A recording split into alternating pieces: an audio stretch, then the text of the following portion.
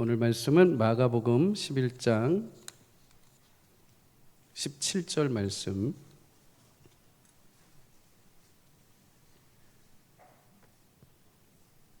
신약성경 74페이지 마가복음 11장 17절. 우리 한 절인데요. 우리 한 목소리로 하나님 말씀 읽도록 하겠습니다. 시작. 이에 가르쳐 이르시되 기록된 바 내 집은 만민이 기도하는 집이라 칭함을 받으리라고 하지 아니하였느냐. 너희는 강도의 소굴을 만들었도다 하시매. 아멘. 오늘은 만민이 기도하는 집이라 라는 제목으로 금요기도의 말씀을 나눕니다. 고린도전서 말씀을 나누다가 새벽 큐티 본문이 동일한 본문들이 계속 겹쳐서 6월 한 달 동안은 기도에 대해서 우리가 다시 말씀을 함께 나누려고 합니다. 여러분, 모든 집마다 주인이 있습니다. 그리고 가게도 주인이 있습니다. 우리 상가를 운영하는 우리 집사님 권사님들도 각각의 가게마다 본인이 주인으로 섬기고 계시죠. 교회도 여러분 주인이 있습니다. 하나님의 집인 교회의 주인은 예수 그리스도이십니다. 그리고 예수님 앞에 나오는 성도는 예수님이 그토록 중요하게 여기시고 또 강조하시고 또 아주 우리에게 굉장히 핵심으로 말씀하시는 기도로 우리 하나님 앞에 나아가야 됩니다. 교회의 우선순위는 하나님을 예배하는 것이죠. 교회는 예배하기 위해서 하나님이 공동체로 불러주신 특별한 구별된 장소입니다. 예배의 중심 가운데는 하나님의 뜻을 듣는 말씀, 그리고 더불어서 하나님께 간구하고 교제하는 기도가 있습니다. 그래서 하나님의 집은 반드시 기도가 울려 퍼져야 됩니다. 만약 하나님의 집에 예배가 멈추고 기도가 멈추면 진정한 교회다움을 잃어버린 것과 같습니다. 교회의 머리 되신 주님이 오늘 본문에 참된 교회의 본질로서 우리에게 중요한 것을 알려주고 계십니다. 성전에 매매하는 자들이 등장을 합니다. 물건을 사고 파는 자들이죠. 물론 여러분, 물건을 사고 파는 것이 나쁜 것은 아닙니다. 그러나 이들의 속내는 탐욕과 자신들의 부당한 이익을 가지고 거룩하지 못한 마음을 가지고 먼 곳에서 성전까지 예배하기 위해 온 사람들에게 비싼 값에 제사에 드릴 짐승들을 팔거나 곡식을 파는데 전념하고 있었던 것이죠. 심지어 당시 자신들의 나라 돈으로 환전을 해야 됐습니다. 외국에서 온 사람들이 자기 고국의 돈을 예루살렘 유대인들이 쓰는 돈으로 환전을 해야 되는데 이 환차익까지도 엄청난 수수료를 물려서 수익을 부당하게 챙긴 것이죠. 교회를 장사하는 곳으로 만들어버린 것입니다. 그래서 예수님이 이 매매상들을 뒤집어 엎으시고 말씀하신 게 오늘 본문이죠. 17절을 다시 한번 읽습니다. 시작. 이에 가르쳐 이르시되 기록된 바 내 집은 만민의 기도하는 집이라 칭함을 받으리라 하지 아니하였느냐. 너희는 강도의 소굴을 만들었다 하시매. 아멘. 예수님 말씀은 이 시대 교회가 붙들어야 될 교회의 본질을 분명하게 얘기를 하십니다. 예수님은 우선 교회를 향해서 내 집이다 라고 말씀하십니다. 내 집. 여기서 집이란 단어가 오이코스라는 단어죠. 건물, 집, 가정, 가문, 성전이라는 의미입니다. 1차적으로는 하나님을 예배하는 곳이요, 2차적으로는 하나님을 경외하는 자들의 모임이라고 할 수 있죠. 그런데 이 성전이 누구의 것이냐? 내 것이다 라고 말씀하십니다. 예수 그리스도께 속한 것이요, 하나님이 임재하시는 곳입니다. 그렇다면 하나님은 이 집에 무엇을 위해서, 이 집을 무엇을 위해 세우셨나? 만민이 기도하는 집으로 세우셨다라고 하십니다. 여러분, 교회는 하나님을 만나는 곳이요, 하나님 앞에 간절한 마음으로 기도하는 곳이어야 될 줄 믿습니다. 누구도 인간이 주인 노릇해서는 안 됩니다. 오직 주인이신 예수님 앞에 나와 예배하고 기도하는 곳이 교회여야 합니다. 예수님은 또한 말씀하십니다. 내 집은 기도하는 집이라. 교회의 본질, 교회의 가장 중요한 정체성, 교회의 가장 중요한 우선순위는 기도입니다. 여러분, 교회가 기도를 잃어버리고 목회자가, 성도가 기도를 하지 않으면 교회가 무엇이 되는지 아십니까? 오늘 예수님이 말씀하십니다. 강도의 소굴을 너희가 만들었다. 강도의 은신처, 강도들이 밖에서 나쁜 일들을 다 버리고 와서 숨어서 같이 모이는 장소, 처소로 만들어버렸다는 것이죠. 사실 이 말씀은 예레미야 7장에서 하나님이 예레미야를 통해서 이미 구약에 있는 백성들에게 예언하셨던 말씀을 예수님이 가져다가 인용을 하신 것입니다. 기도는 사라지고 탐욕만 가득하고 종교 형식만 남아있던 이스라엘 백성들에게 하나님이 예레미야를 통해서 경고하셨던 말씀이죠.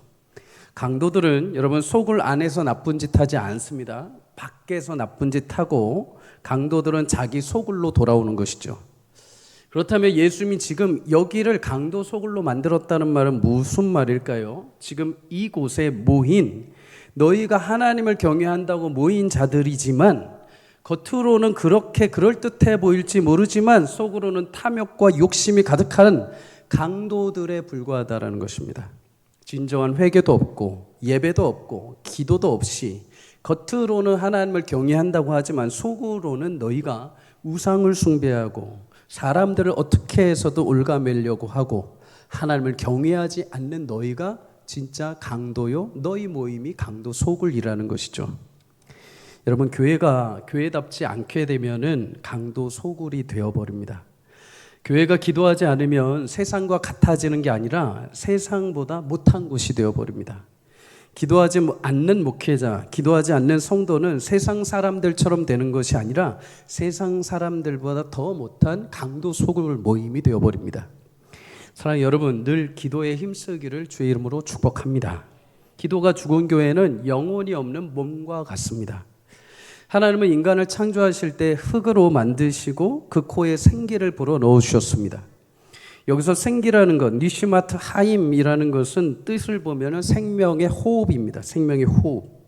어떤 이들은 이것을 가리켜서 영혼을 불어 넣어주셨다라고 이야기를 합니다. 물론 그것도 맞는 말이죠. 그런데 여러분, 더 중요한 것은 오직 하나님의 생명의 숨결이 우리 인생에 불어질 때 우리가 살 수 있게 된다는 것입니다.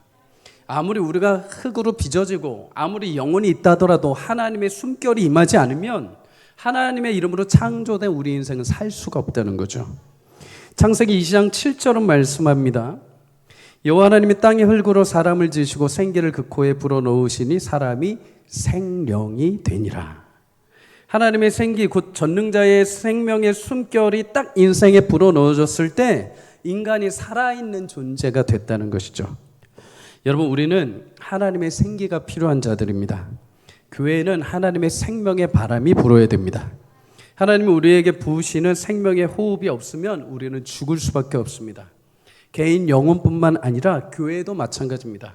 교회도 하나님의 바람이 불지 않으면 메말라 버립니다. 하나님으로부터 그 생명의 숨결을 얻는 시간, 하나님의 그 숨결과 호흡을 얻는 시간이 바로 기도 시간입니다. 그래서 기도를 우리는 흔히 영혼의 호흡이라고 이야기를 합니다. 기도할 때 우리 영혼이 살게 되는 줄 믿습니다. 기도할 때 교회가 살게 되는 줄 믿습니다. 예수님도 요한복음 20장 22절에 제자들에게 이렇게 말씀하십니다. 함께 읽습니다. 시작. 이 말씀을 하시고 그들을 향하사 숨을 내쉬며 이르시되 성령을 받으라. 아멘. 예수님이 부활하신 이후에 제자들을 찾아가 만나주십니다. 그런데 분명히 제자들이 지금 살아 있습니다. 그런데 육체적으로는 살아 있는 것 같지만 실상은 죽어 있는 자들과 같았죠. 예수님 부활을 믿지 못한 제자들, 그들은 겉으로는 살아 있을지 모르지만 영혼은 이미 두려움 가운데 잠식되어 있는 상태였습니다. 그래서 예수님이 이들에게 찾아오셔서 가장 먼저 하신 게 뭡니까? 생명의 호흡을 다시 불어넣으시는 거죠.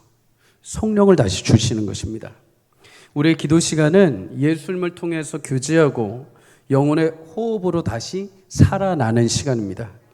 예수님은 그렇게 기도하는 자들에게 성령으로 호흡을 불어넣으시고 다시 살게 하십니다. 기도할 때 성령께서 마음에 담대함을 주시고 위로를 주시고 지혜를 주시며 기도를 통해서 성도들을 살게 하시는 것이죠. 사랑하는 여러분, 교회는 만민이 기도하는 집입니다. 누구라도 와서 다시 하나님의 숨결 그 호흡으로 소생하도록 하나님께서 인공호흡을 할 수 있도록 교회를 기도하는 집으로 만들어 놓으신 것이죠. 여러분, 기도 가운데 하나님이 여러분의 영혼을 새롭게 새로운 숨결로 불어주시고 살게 하시는 은혜가 있기를 주의 이름으로 축복합니다. 교회 안에 기도하지 않는 교제는 세상적인 이야기로 가득합니다. 기도하지 않는 설교자의 설교는 그저 공허한 메아리 소리로 들립니다. 기도하지 않고 하나님의 일을 섬기는 것은 아무런 결실 없는 헛된 수고에 불과합니다. 그러나 기도하며 교제하는 시간은 하나님의 영이 각 사람에게 임하셔서 만지시고 치유하시는 시간이 됩니다. 기도하는 설교자의 설교는 성령의 역사와 은혜가 각 사람 가운데 가득 부어지게 됩니다. 기도하는 일꾼들의 섬김은 세상 그 어떤 일보다도 가장 위대한 하나님의 약속이요, 성취요, 증거가 됩니다. 여러분, 기도할 때 내 영혼이 살아나고 회복되는 놀라운 은혜가 넘치기를 주의 이름으로 간절히 축복합니다. 구약에도 보면 성전의 가장 우선순위에 기도가 있었던 것을 볼 수 있습니다. 열왕기상 3장에 보면 솔로몬이 이제 아버지 다윗이 준비한 재료를 가지고 성전을 완공을 합니다. 성전을 완공하고 나서 솔로몬이 가장 먼저 한 것은 하나님 앞에 1000번째 1000마리의 제사를 하나님 앞에 드린 것이죠. 근데 1000마리의 제사를 드릴 때 가장 먼저 솔로몬이 간구한 기도가 있습니다. 열왕기상 3장 9절을 함께 읽습니다. 시작.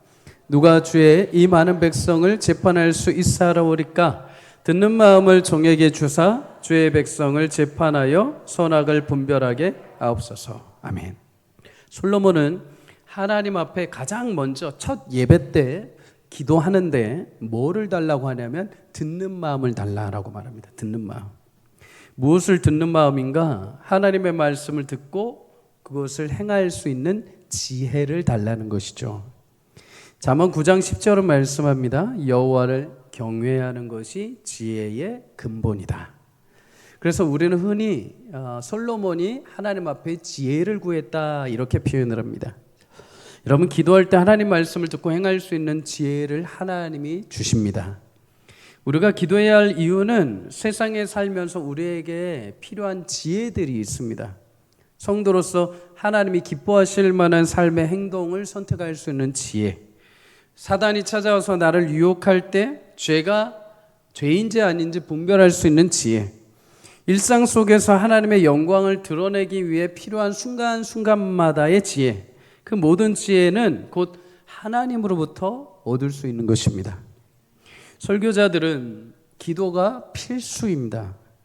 고 옥하는 목사님은 후배 설교자들한테 종종 이런 말씀들을 많이 하셨다고 합니다. 강단에서 설교 1부는 기도 1시간이다 이렇게 말합니다. 그러면 여러분, 설교 30분을 선포하려면은 강단 아래에서 몇 시간을 기도를 해야 될까요? 산수인데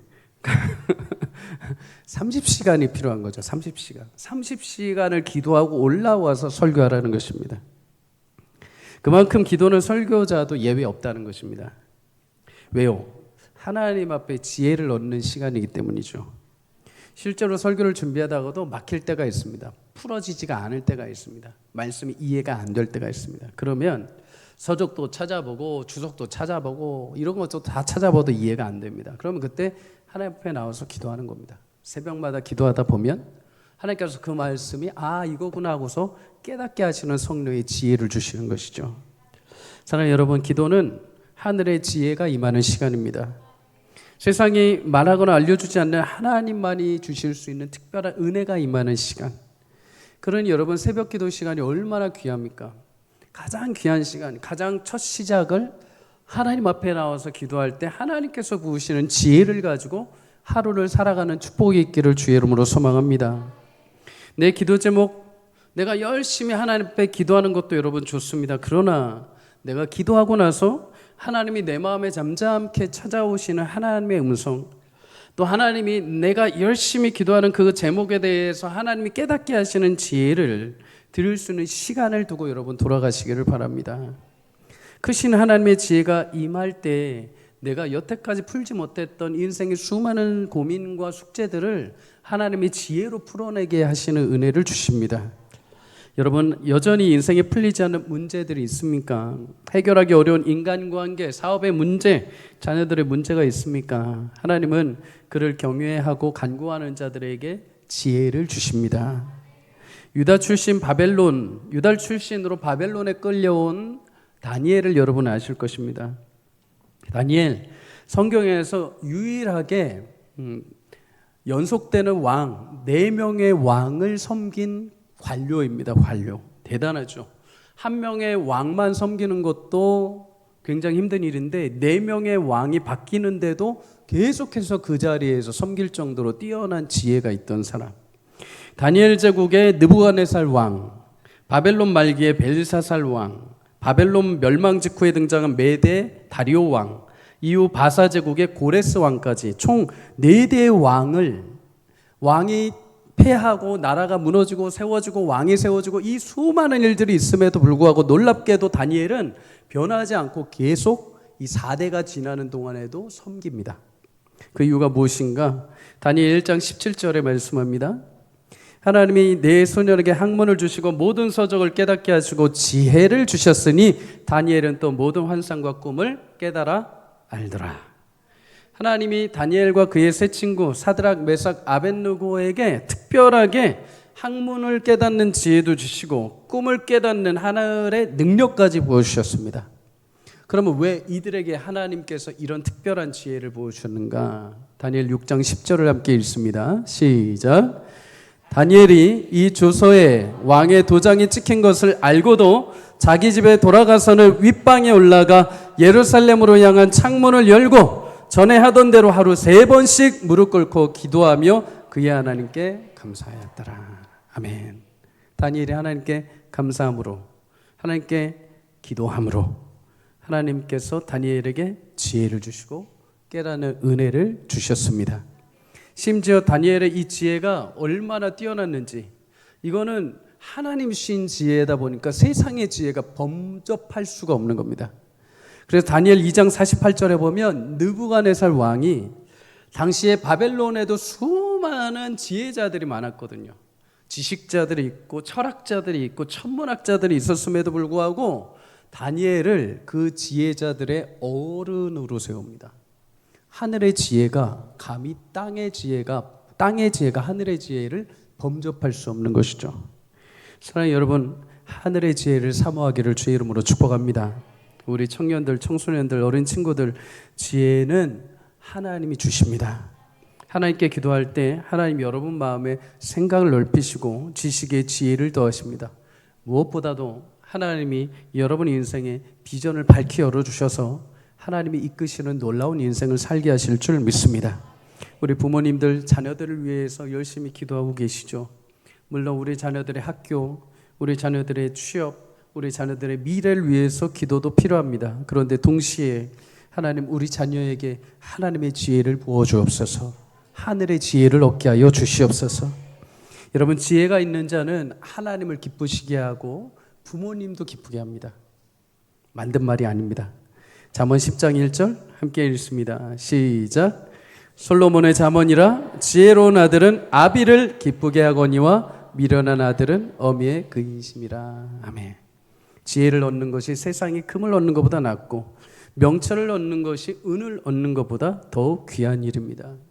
아무리 많은 자식이 있고 세상에서 잘 나가는 자식이 있다 하더라도 지혜가 없어서 부모를 섬기는 지혜가 없고 하나님을 섬기는 지혜가 없고 사람을 귀하게 여기는 지혜가 없고 자신이 벌어놓은 돈을 잘 이용해 쓸 수 있는 지혜가 없다면 부모에겐 그거 짐이죠, 짐.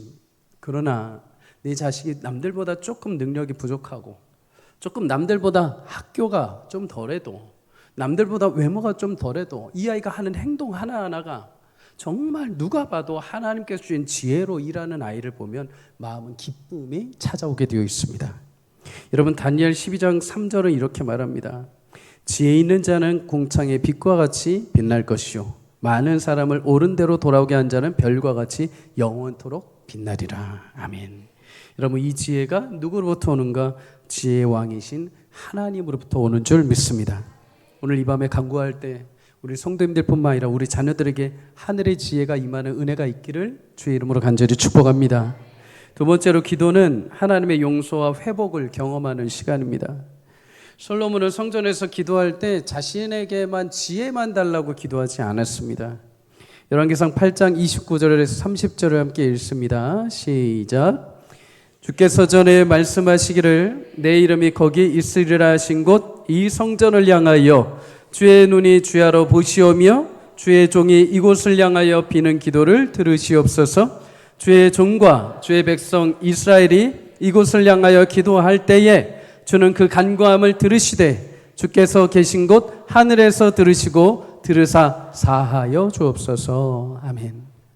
솔로몬은 세워진 성전을 향해서 주께 기도하고 주께서 응답하시는 성소, 만민이 기도하는 집이라고 고백을 합니다. 그리고 그가 이어서 기도한 것은 이 성전에서 하나님을 향해 기도할 때 우리 민족을 용서하시고 회복하시고 살려주옵소서. 그 기도 제목이 열왕기상 8장에 쭈루룩 길게 나와 있습니다. 하나님 우리에게 약속하신 것처럼 이곳에서 하나님의 이름을 두시고 하나님의 시선과 귀를 기울이셔서 이곳에서 주께 간구할 때 들으시고 응답하여 주옵소서. 만일 우리가 죄를 범하여 적국 앞에 패하여 돌아왔을 때 하나님 앞에 죄를 인정하고 회개한다면 하늘에서 들으시고 죄를 사하시고 우리를 회복시켜 주옵소서. 만일 우리가 범죄함으로 하늘이 닫히고 비가 멈추고 괴로움이 가득할 때 주께 찬양하고 죄에서 떠나거든 하나님 우리 죄를 사하여 주시고 선한 길로 인도하시고 이 땅에 비를 내려 주옵소서. 만일 이 땅에 기근이나 전염병이 있고 곡식이 시들고 황축이 가득하고 재앙과 질병이 가득할 때 한 사람이라도 이 성전을 향해서 두 손 들고 기도한다면 주께서 계신 곳 하늘에서 들으시고 응답하여 주옵소서. 만일 이방인이라도 주의 크신 이름과 능력의 소문을 듣고 와서 기도한다면 하늘에서 들으시고 부르짖는 대로 이루사 땅의 만민이 주의 이름을 알고 주를 경외하게 하여 주옵소서. 적국과 더불어 싸울 때 범죄한 사람이 돌아와 스스로 죄를 회개할 때에도 주께서 불쌍히 여기사 용서하여 주시고 그들의 기도와 간구를 들으셔서 돌아보아 주시고 우리를 긍휼히 여겨 주옵소서. 어디서 이 기도를 한다고요? 이 성전에서 기도한다면 하나님 들어 주옵소서. 물론 여러분 기도는 집에서 할 수 있습니다. 개인적으로 길에서도 할 수 있습니다. 하지만 특별히 하나님이 약속하신 처소, 내가 특별히 구별하여서 내가 특별히 듣고 내가 특별히 보고 내가 특별히 응답하겠다라고 하는 성소에서 기도할 때 하나님 들으시고 용서하시고 회복하신 은혜를 주시는 줄 믿습니다. 그래서 솔로몬의 이 기도문을 읽어보면 반복되는 구문이 있습니다. 주는 하늘에서 들으시고 주는 계신 곳 하늘에서 들으시고 그리고 갚으시옵소서, 돌아오게 하옵소서, 알게 하옵소서, 용서하옵소서, 불쌍히 여겨주옵소서. 여러분 하나님은 우리가 제한할 수 있는 분이 아닙니다. 그분의 존엄하심과 영리하심, 그의 위대하심을 내가 일방적으로 끌어다가 통제하거나 강제할 수 있는 분이 아닙니다. 그럼 위대한 하나님을 향해서 솔로몬은 그래서 하늘에 계신 하나님, 인간이 땅에 있는 인간이 감히 범접할 수 없고 감히 그를 알 수도 없는 그 영험하신 하늘에 계신 그 하나님이라고 말을 하는 것이죠. 하늘에 계신 하나님께 우리가 여러분 어떻게 연락할 수 있고 어떻게 전달할 수 있고 어떻게 그분을 움직일 수 있는가? 그런데 하나님은 그 길을 열어주셨습니다. 믿는 성도들이 함께 성전에 모여서 기도할 때 하나님 들으십니다. 하나님은 또한 하늘에 계신 하나님 들으시는 것뿐만 아니라 응답하십니다. 응답이 없는 외침은 그저 한탄이고 절규이고 공허한 외침에 불과하죠. 하지만 우리가 드리는 기도는 하나님이 들으시고 하나님이 받으시고 하나님이 응답하시는 줄 믿습니다. 사랑하는 여러분, 오늘도 나의 기도를 하나님이 들으심을 믿으시기를 축복합니다. 그리고 하나님은 시간이 걸려도 내가 예측한 방향과 달라도 하나님 들으신 그대로 하나님 보신 그대로 응답하시고 역사하시는 은혜를 여러분 삶에 베풀어 주실 줄 믿습니다. 초대교회, 신약의 초대교회도 세워질 때 똑같은 원리로 시작이 되었습니다. 교회의 표본이요, 우리가 영적으로 추구해야 될 초대교회, 초대교회 성도들이 가장 먼저 했던 것이 무엇인가? 사도행전 1장 14절을 함께 읽어봅니다. 시작. 여자들과 예수 어머니 마리아와 예수의 아우들과 더불어 마음을 같이하여 오로지 기도에 힘쓰더라. 아멘. 예수님 부활 승천하신 이후에 성도들이 함께 모여서 무엇을 했다? 기도를 했다. 함께 모여 가장 먼저 한 것이 기도입니다. 최초의 교회의 모습이죠. 여러분, 기도로 교회가 시작이 된 것입니다. 그들은 먼저 일하러 가거나 먼저 막 전도하러 가거나 먼저 막 섬기러 가는 것이 아닙니다.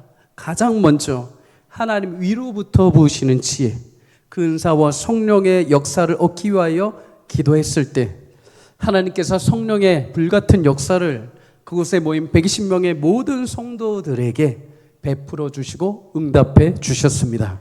그래서 사도행전 2장 1절에 3절을 이렇게 말씀을 하죠. 함께 읽습니다. 시작. 오순절 날의 이름에 그들이 다 같이 한 곳에 모였더니 호련히 하늘로부터 급하고 강한 바람 같은 소리가 있어 그들이 앉은 온 집에 가득하며 마치 불의 엿처럼 갈라지는 것들이 그들에게 보여 각 사람 위에 하나씩 임하였다. 아멘.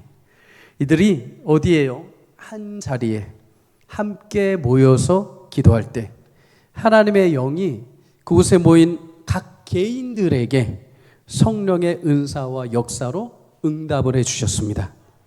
여러분, 우리도 함께 모여 기도할 때 하나님 기뻐하시며 그 기도한 자들 각 사람에게 필요한 지혜와 하나님의 은혜로 응답해 주시는 줄 믿습니다. 그래서 함께 모여 기도하는 이 자리는 축복의 자리입니다. 축복의 자리. 여러분, 제가 공동 기도 제목 드릴 때 함께 교회를 위해, 나라를 위해, 성도를 위해서 기도할 때 하나님이 그 기도 제목을 붙들고 함께 기도하는 자들, 하나님이 함께 기도하지만은 각각에게 필요한 응답으로 하나님 역사하시는 줄 믿습니다. 그래, 여러분, 공동 기도 제목이 나올 때 나와 상관없어, 내 기도 제목 아니야 하고 침묵하지 마시고 오늘 하나님이 우리를 기도의 파수꾼으로 불러주셨음을 믿고 뜨겁게 그 기도 제목을 붙잡고 기도할 때 우리가 기도는 하나 되어 하나님 앞에 올리지만 하나님이 각 사람에게 임하여 응답하신 것처럼 여러분 삶에 하나님께서 필요한 그 응답들을 각 개인에게 주시는 은혜가 넘치기를 주의 이름으로 축복합니다. 사도행전에 보면 이렇게 계속 초대교회는 기도가 계속 연장이 됩니다. 사도행전 3장에도 보면 베드로와 요한이 제9시, 지금으로 따지면 오후 3시에 정해진 시간을 따라서 성전에 올라가서 기도하러 갑니다. 그때 성전 미문 앞에 앉아있던, 태어날 때부터 40년 동안 앉은뱅이로 살아온 사람을 만나게 되죠. 그가 무엇을 얻을까? 그가 오늘 동전 한 입을 얻어서 내가 살 수 있을까?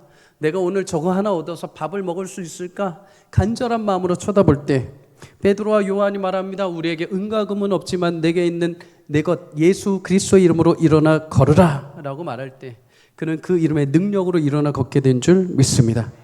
하나님은 성전으로 기도하러 오는 성도들의 발걸음을 통해서조차도 역사하시는 분인 줄 믿습니다. 그러니 여러분, 기도하러 오는 발걸음이 얼마나 복받은 발걸음입니까? 베드로와 요한이 성전에 와서 기도하기도 전에 하나님께서 그들의 발걸음을 지켜보신 것입니다. 그들이 성전에 오르기도 전에 이미 그들의 삶을 통하여서, 그들의 신앙을 통하여서 40년 동안 묶여있던 영혼들에게 자유함을 주신 것이죠. 여러분들이 기도하러 오는 그 발걸음을 하나님 축복해 주시기를 주의 이름으로 소망합니다. 그렇게 기도로 시작한 초대교회, 사도행전 2장 42절에 보면 예배할 때뿐만 아니라 교제할 때 떡을 떼며 오로지 기도하기를 힘썼다라고 말합니다. 그리고 이런 기도는 그들에게 자연스럽게 일상이 됐습니다. 일상. 교회에 문제가 생기면 함께 모여서 기도하고, 교회가 즐거운 일이 생겨도 함께 모여 기도하고, 교회가 예배할 때도 함께 모여 기도하고, 교제할 때도 함께 모여 기도하고. 사도행전 12장에 보면 야고보와 베드로가 투옥되었을 때 요한의 어머니 마리아의 집에 여러 사람들이 모입니다. 왜요? 소식 듣고 모였어요. 뭐 하려고요? 기도하기 위해서. 비록 야고보는 하나님의 뜻에 따라 먼저 순교를 당합니다. 그러나 베드로는 주의 사자가 나타나서 그를 풀어주는 놀라운 기적으로 하나님이 응답해 주셨습니다. 야고보는 왜 하나님이 죽이셨는가? 이유는 알 수 없습니다. 그러나 이 험난한 인생, 하나님이 먼저 불러주신 것도 큰 은혜이죠. 천국에 먼저 들어간 선배 야고보가 된 것이죠. 그리고 얼마나 그는 기쁘겠습니까? 먼저 이 땅에 수고와 모든 짐을 내려놓고 하나님 나라에 먼저 들어간 것이니까 그가 순교했다고 해서, 하나님이 그를 죽이셨다고 해서 비난하거나 조롱할 일은 아닙니다. 우리 하나님은 야고보에게 맡기신 일을 사명을 끝내고 그를 불러주신 것이요. 베드로는 아직 남아있는 사명이 있기에 성도들의 기도를 통하여 천사를 보내서 그를 풀어주신 것이죠.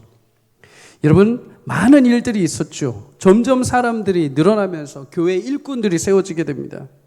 그런데 교회 일꾼을 세울 때도 어떻게 합니까? 사도행전 6장 6절에 사도들 앞에 세우니 사도들이 기도하고 그들에게 안수하였다.